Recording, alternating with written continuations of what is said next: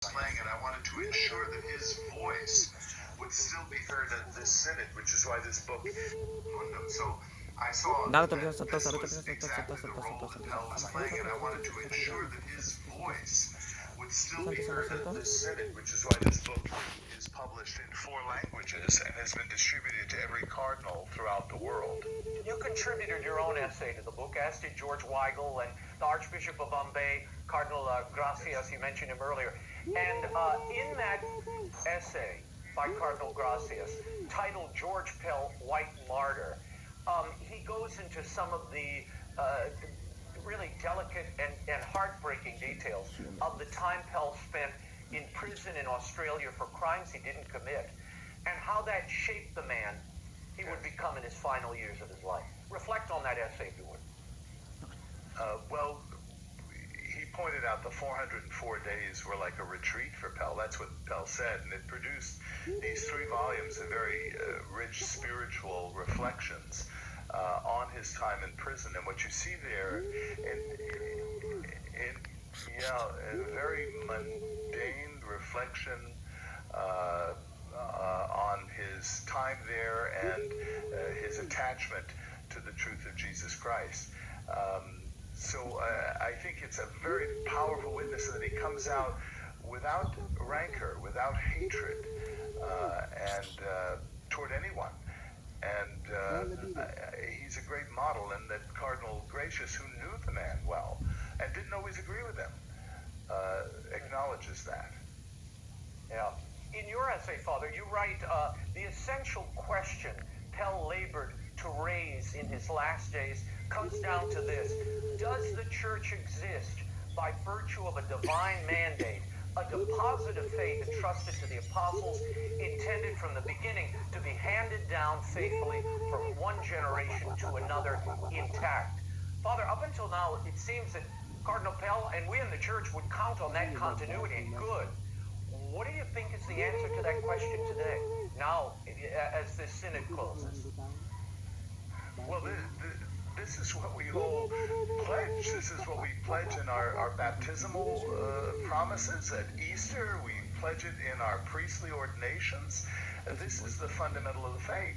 And this is being explicitly negotiated away in the name of modern research and openness and walking with people. Now, we want to be open to people. We want to walk with people who are hurt. We want to embrace those who are on the margins.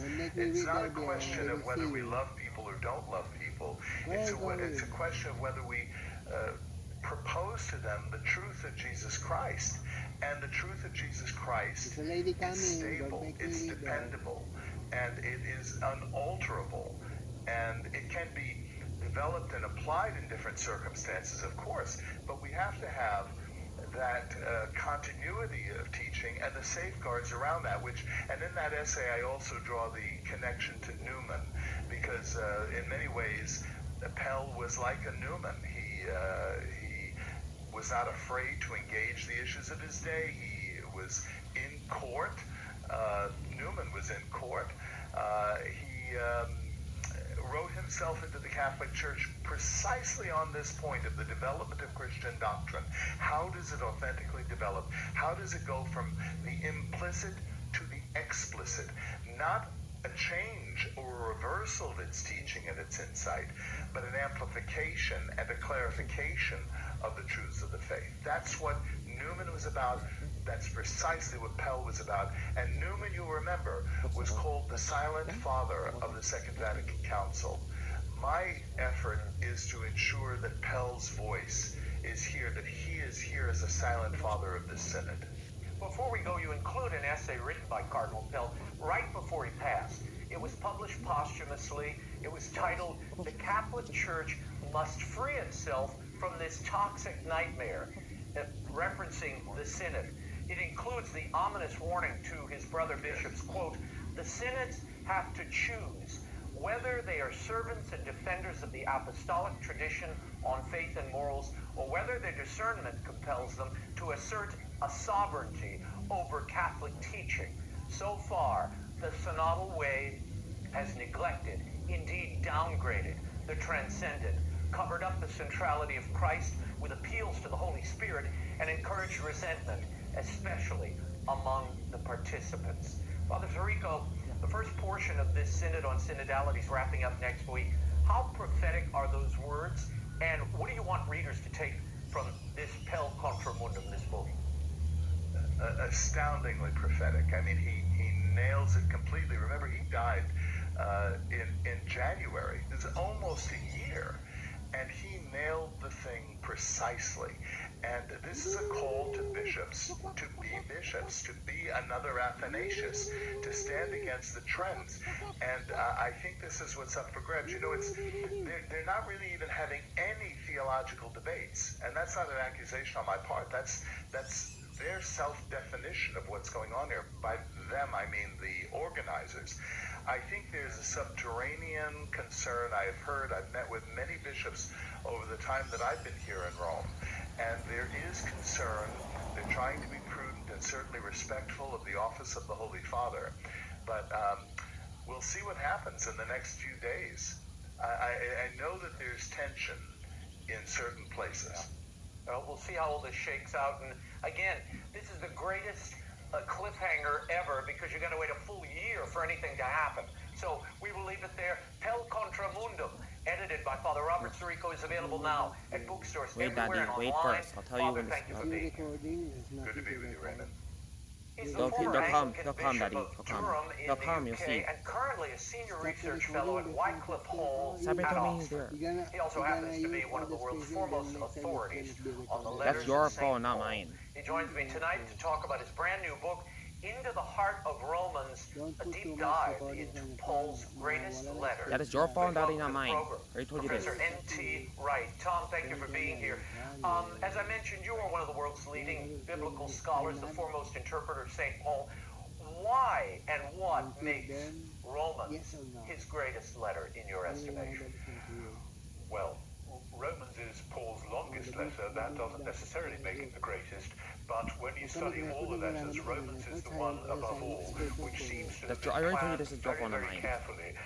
As a writer myself, and as somebody who studied also music and symphonies and so on, I have to say that Romans is structured extremely carefully into what you might call, musically speaking, 4 movements, 1 to 4, 5 to 8, 9 to 11, 12 to 16, and they each have their own coherence, but then they interrelate in the way that the movements of a symphony would interrelate. And I imagine that Paul had this boiling up in his head for some years beforehand, and phrases in the letter marry up with phrases in the other letters, but he's here brought them together to make one single coherent argument to the churches in Rome, and he's worried about the churches in Rome because they are a bit suspicious of each other, the small house churches, and he wants them to get together and learn to worship together and so on.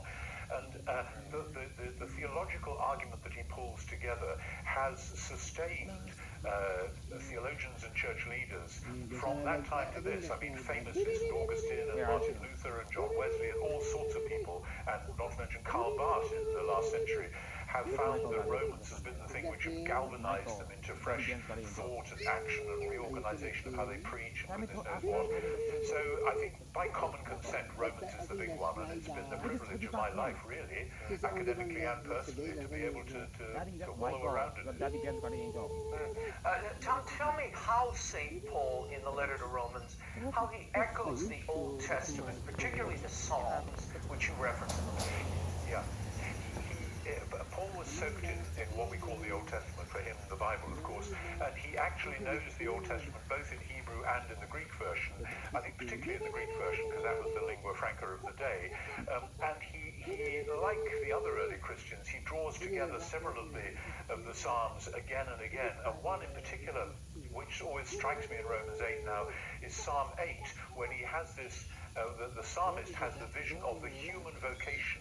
What is man that you are mindful of him, the son of man that you take thought from you, made him little lower than the angels, to crown him with glory and honor, putting all things under his feet.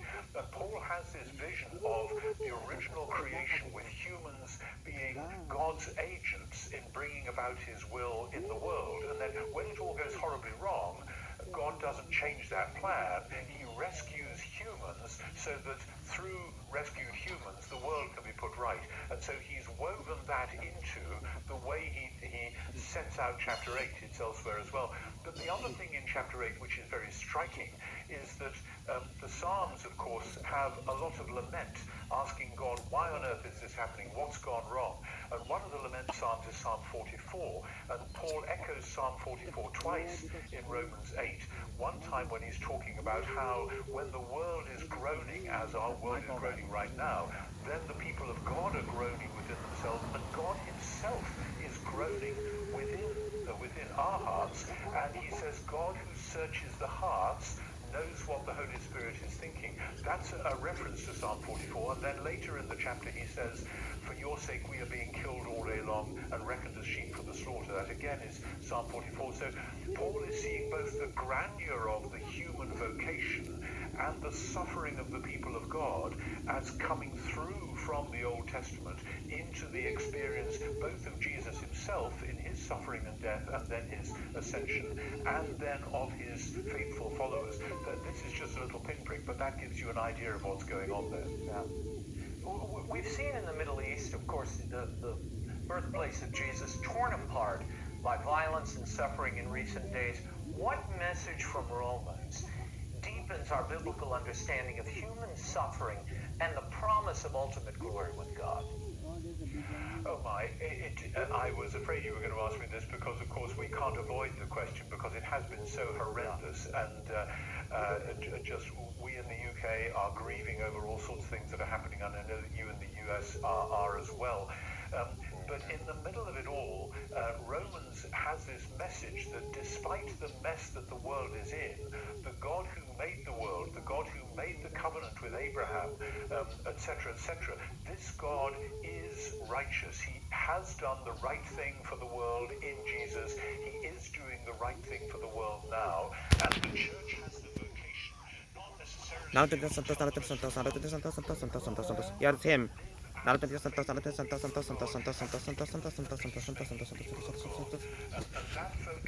of the church to be the people who can hang on to the suffering and pain of the world and hold it in lament before God, and then can live in such a way as to be reconcilers and peacemakers. I have no idea how the church in the Middle East is facing up to that challenge at the moment, but it seems to me it ought to be a global call to the whole church to be praying for peace at this time, and if we can, to be working for peace, to be writing letters, to be lobbying people for any means of actually bringing peace in a troubled land.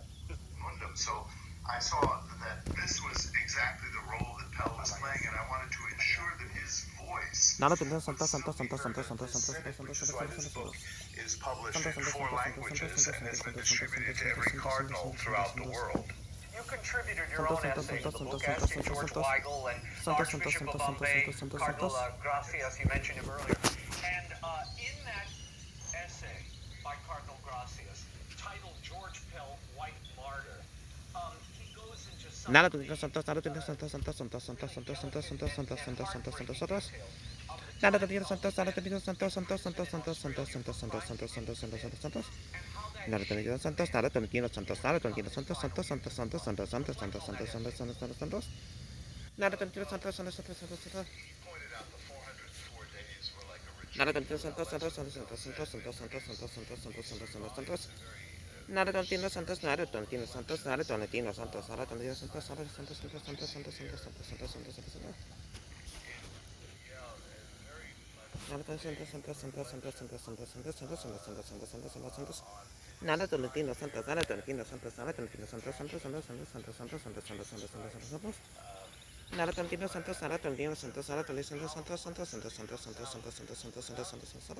That is your son, NYDOD.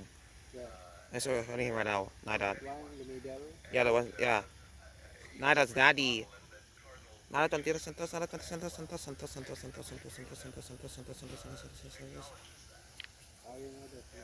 just saw Asan told me. Most of them have same colors and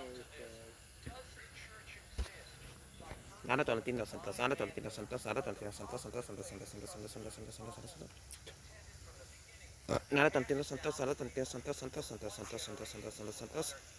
Nada Tantino Santos, Nada Tantino Santos, Nada Tantino Santos, Santos, Santos, Santos, Santos, Santos, Santos, Santos, Santos, Santos, Santos. Nada Tantino Santos, Nada Tantino Santos, Santos, Santos, Santos, Santos, Santos, Santos, Santos, Santos, Santos, Santos, Santos, Santos.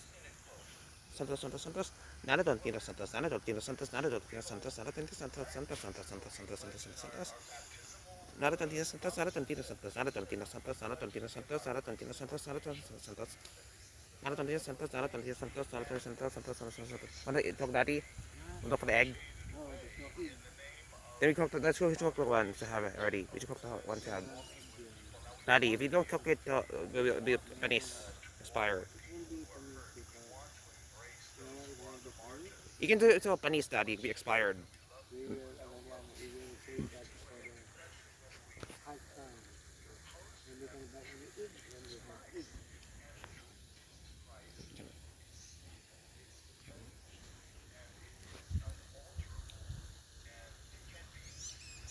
Nada Tantino Santos, nada Tantino Santos, Santos, Santos, Santos, Santos, Santos, Santos, Santos. Nada Tantino Santos, nada Tantino Santos, nada Tantino Santos, Santos, Santos, Santos, Santos, Santos, Santos, Santos, Santos, Santos, Santos, Santos, Santos. Nada Tantino Santos, Santos, Santos, Santos, Santos, Santos, Santos, Santos, Santos, Santos, Santos, Santos, Santos, Santos. Nada Tantino Santos, nada Tantino Santos, Santos, Santos, Santos, Santos, Santos, Santos, Santos, Santos, Santos, Santos, Santos, Santos, Santos, Santos, Santos. Nada Tantino Santos, nada Tantino Santos, nada Tantino Santos, Santos, Santos, Santos. Nada Tantino Santos, nada Tantino Santos, Santos, Santos, Santos, Santos, Santos, Santos, Santos, Santos. Nada Tantino Santos, nada Tantino Santos, Santos, Santos, Santos, Santos, Santos, Santos, Santos, Santos, Santos.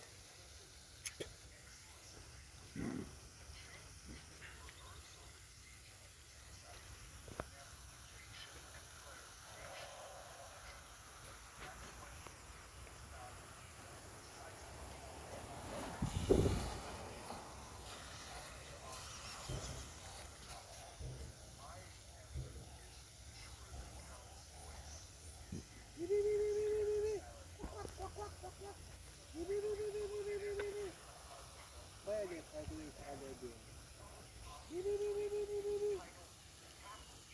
Supposed danat is supposed the ulam, kuya ulam. That's not fighting each other. Nada Tantino Santos, nada Tantino Santos, Santos, Santos, Santos, Santos, Santos, Santos, Santos, Santos, Santos, Santos. Nada Tantino Santos, nada Tantino Santos, Santos, Santos, Santos, Santos, Santos, Santos, Santos, Santos. Nada Tantino Santos, nada Tantino Santos, nada Tantino Santos, Santos, Santos, Santos, Santos, Santos, Santos, Santos, Santos, Santos, Santos, Santos, Santos. Nada Tantino Santos, nada Tantino Santos, Santos, Santos, Santos, Santos, Santos, Santos, Santos, Santos. Yeshua, Yeshua, Papa Sister. Yeshua, Yeshua, Yeshua, Yeshua, Yeshua, Yeshua. Yeshua, Yeshua, Yeshua, Yeshua, Yeshua. Yeshua, Yeshua, Yeshua, Yeshua.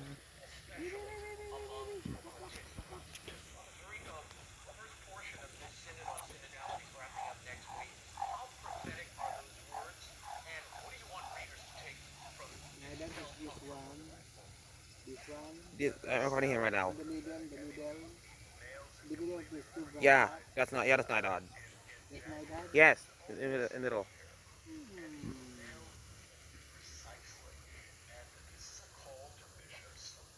How about these three black? No, that's not him. That's not odd. But how come they look alike? I already told you why. They're the same species.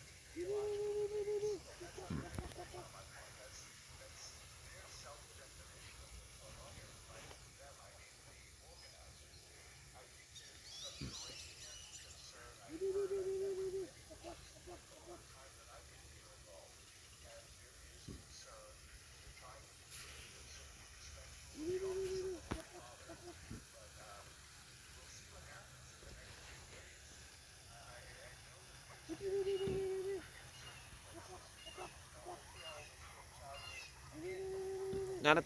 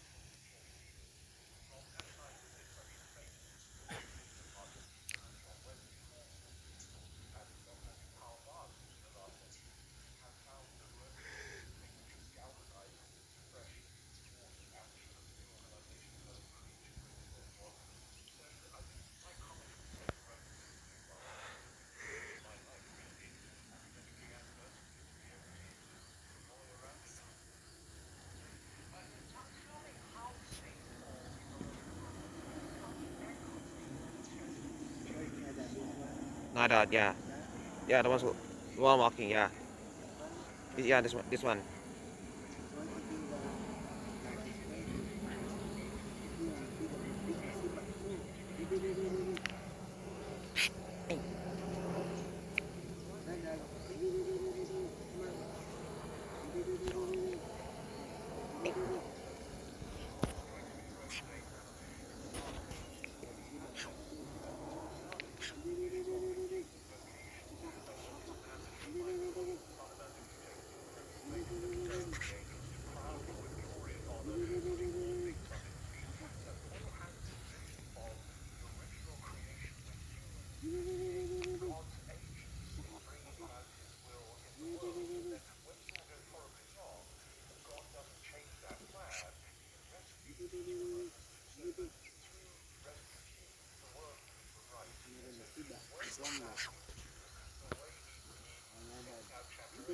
Want to do the like a statue. If you want to see the big sibak no. Di. Nada. Di. Come on. Di. Di. Sibak. Di. Nada, Santos, Santos, Santos, Santos, Santos.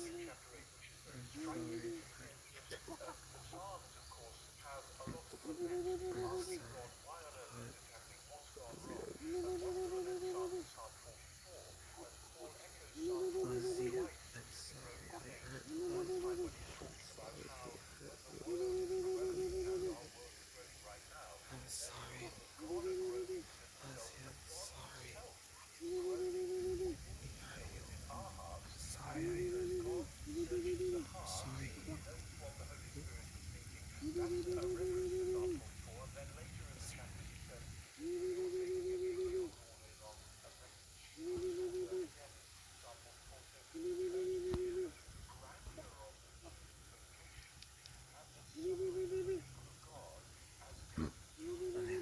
Nada, Santos, Santos, Santos, Santos, Santos, Santos, Santos, Santos. Ah, sí. Nada, Santos, Santos, nada, Santos, Santos, Santos, Santos, Santos, Santos, Santos, Santos, Santos, Santos, nada, Santos, Santos, nada, Santos, Santos, nada, Santos, Santos, Santos,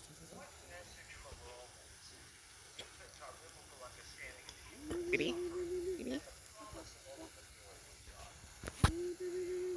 Nada, Santos, nada, Santos, nada, Santos, Santos, Santos, Santos, Santos, Santos, Santos, Santos, Santos, Santos, Santos.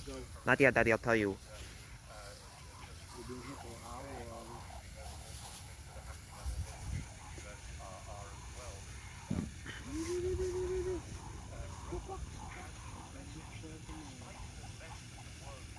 Angels of God, our guardians dear, to whom God's love trust is here. Every day, brother side,